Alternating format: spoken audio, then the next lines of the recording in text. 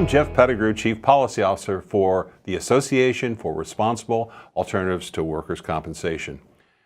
In this series, we're talking about Texas innovation in providing support, medical care, and great benefits for injured workers and cost savings for employers. It's a great story. And joining me today is Jay Minton and Mike Dodge, two of the pioneers in the Texas Injury Benefit Program. So employers were faced with this untenable situation where they're either going to close their doors because they couldn't afford or find workers' compensation.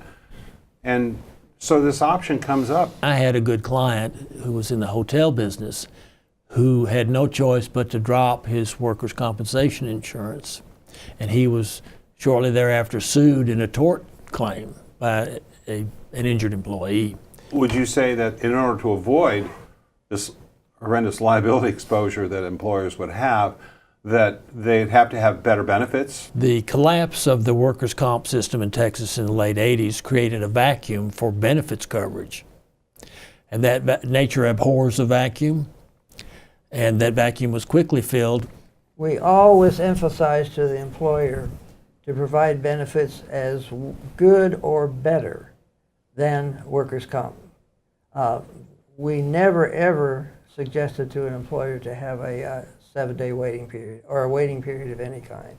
We encourage them to pay a lost wage from day one. This is a very sophisticated marketplace, and not just for the large employers with with an expensive risk manager. It's basically for everybody. Under this program, the employer is hands-on with the employee at all times. We had clients, for example, who actually would go to the grocery store and buy groceries and deliver them to the injured worker so that those people would have plenty of food and plenty of contact with the employer. The employer gets a chance to be able to be a good, caring employer instead of an adversary. Interestingly enough, the workers' comp system in Texas today is really one of the better ones in the U.S.